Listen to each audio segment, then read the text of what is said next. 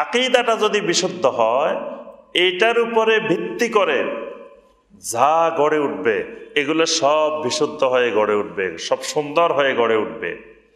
আকীদার মধ্যে যদি গন্ডগোল সমস্যা থাকে, তাহলে সব জায়গায় সেক্টরে সেক্টরে পদে পদে দেখবেন যে গন্ডগোল থেকে যাবে।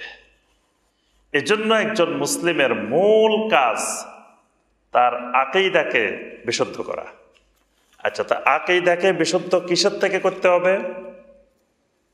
এবার আসেন, আমার আপনার ঈমান, আমার আপনার আকীদা, তো এটা বিশুদ্ধ কেন করতে হবে? এটার মধ্যে ভেজালগুলা কোন জায়গায়? কেন এটা বিশুদ্ধকরণ দরকার? কি বলেন? ঈমান তো ঈমান আবার বিশুদ্ধ করতে হবে কেন? ঈমান যুগে যুগে আম্বিয়া আলাইহিমুস সালাম যখন পৃথিবীতে এসেছেন, দুনিয়ার মানুষকে, তার উম্মতদেরকে বিশুদ্ধ ঈমানের উপরে, বিশুদ্ধ আকীদার উপরে রেখে গেছেন। কিন্তু রেখে তারা যখন মারা গেছেন, তখন তার উম্মতেরা পরবর্তীতে আস্তে আস্তে নতুন নতুন আকীদা আবিষ্কার করছে। আর পৃথিবীটা এমন যে পৃথিবীটা তো একটা পাত্র, এখন ধরেন পুরো পৃথিবীটা একটা পাত্র, একটা কলস, একটা বালতি। এখন এখানে আপনার বিভিন্ন রকমের আকীদা আছে পৃথিবীতে। আল্লাহর এই জমিনে কুফরি অসংখ্য আকীদা আছে, শিরকি অসংখ্য আকীদা আছে, বেদাতি খাবাসাত অনেক আকীদা আছে। তো নবী রাসূলেরা যখন পৃথিবী থেকে চলে যান, এরপরে তার উম্মতদের সাথে এই সকল আকীদার মিশ্রণ হয়।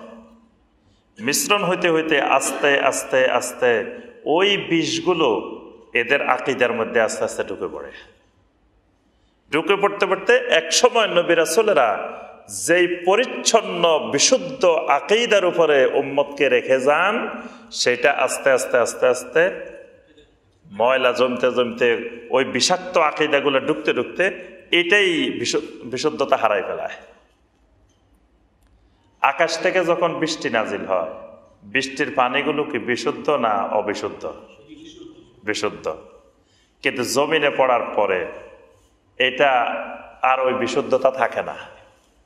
কারণ জমিনে পড়ার পরে এটা যখন গড়াই আসতে থাকে, বিভিন্ন ময়লা আবর্জনার সাথে মিক্স হতে থাকে। মিক্স হতে হইতে দেখা যায় একসময় এটা আর খাওয়া যায় না।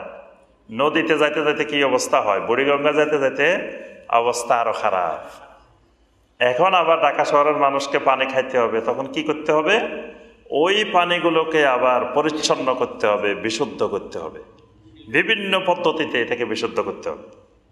ঠিক ঈমানেরও একই অবস্থা, আকীদারও একই অবস্থা। আল্লাহ রাসূল সাল্লাল্লাহু আলাইহি ওয়াসাল্লাম সাহাবায়ে কেরামদেরকে এক পরিচ্ছন্ন বিশুদ্ধ বাইদাতান নাকিয়া, একবারে পরিচ্ছন্ন শুভ্র স্বচ্ছ আকীদার উপরে রেখে গেছেন। কিন্তু কালক্রমে খোলাফায়ে রাশেদিনের যুগের শেষ দিকে এসে আস্তে আস্তে আস্তে আস্তে ওই আকীদার মধ্যে, ওই ঈমানের মধ্যে ইহুদিদের থেকে, খ্রিস্টানদের থেকে, তারপরে মাজুসিদের থেকে, মুশরিকদের থেকে আস্তে আস্তে বিভিন্ন আকীদা ঢোকা শুরু হয়ে গেছে। সাহাবায়ে কেরামের সবাই ঢুকে গেছে। ভ্রান্ত শিয়া আকীদা সাহাবায়ে কেরামের যুগে ঢুকে গেছে। ভ্রান্ত খারেজি আকীদা সাহাবায়ে কেরামের সময় ঢুকে গেছে। তাবেঈনদের আমলে এসে তো আরো মারাত্মক অবস্থা। এবার জাহমি আকীদা ঢুকে গেছে, জাহমি আকীদা, মুজাসসিমা আকীদা ঢুকে গেছে, জাবরিয়া আকীদা ঢুকে গেছে, মুতাজিলা ঢুকে গেছে। বিভিন্ন রকমের ইসলামের মধ্যে ওই অগ্নি পূজারীদের থেকে, পারসিক থেকে, বিভিন্ন বাতিল আকীদার লোক থেকে কালক্রমে ঢুকে গেছে। আমরা এই দেশে যারা বসবাস করি, বাংলাদেশে যে সকল ভাই বোনেরা বসবাস করি, আমাদের এখানেও আমাদের চতুর্পাশে বিভিন্ন আকীদার লোক বসবাস করে। ওই আকীদার লোকদের থেকে আস্তে আস্তে আমাদের মুসলিমদের মধ্যে ওই আকীদাগুলো আস্তে আস্তে সংক্রমণ হয়েছে। এজন্য দেখবেন যত জায়গার মানুষ কবর কেন্দ্রিক ইবাদত করে, সেখানে হিন্দুরাও যায় না? কবর কেন্দ্রিক ইবাদত, কবরকে সাজদা করে, কবরবাসীর কাছে সাহায্য চায়, কবরের জন্য মান্নত করে, কবরে মোমবাতি দে, কবরে টাকা দে, কবরকে চুম্বন দে, এইগুলো সব ইবাদাতুল কুবুর, কবর কেন্দ্রিক ইবাদত। এই ইবাদত যেখানে চলে সেখানে দেখবেন হিন্দুরাও যায়, বৌদ্ধরাও যায় না?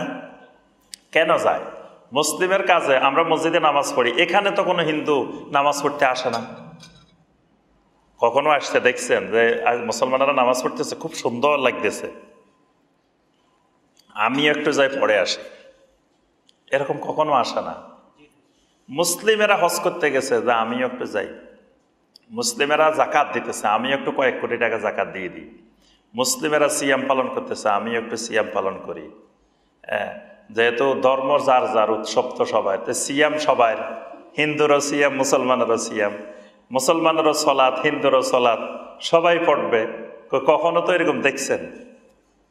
এরকম দেখি না। কিন্তু ওই কবর কেন্দ্রিক যে শিরক হচ্ছে সেখানে কিন্তু তারাও আছে এবং তারাও অগ্রগামী। সেখানে সবার আগে টাকা দেয় তারা, সবার আগে সেখানে যে সাজদা করতেছে তারা। কেন? কারণ তারা বলতেছে, আহারে দেখো আমাদের কাজটা ওরা করে দিতেছে, এই কাজটা আমাদের, এই কাজটা মুসলিমের না, এই কাজটা হলো তাদের। তো তারা দেখতেছে যে আমাদের কাজ তো এরাই করতেছে, এজন্য তারাও যায় সেখানে সহযোগিতা করতেছে সেই কাজে। তাহলে এই যে বিশ্বাসগুলো, ভ্রান্ত আকীদাগুলো, তাদের থেকে আমাদের মধ্যে সংক্রামক হয়েছে। এইভাবেই আমাদের আকীদা নষ্ট হয়, আকীদা বিশুদ্ধতা হারাই ফেলায়, আকীদা খাবাসত চলে আসে, আবর্জনা চলে আসে।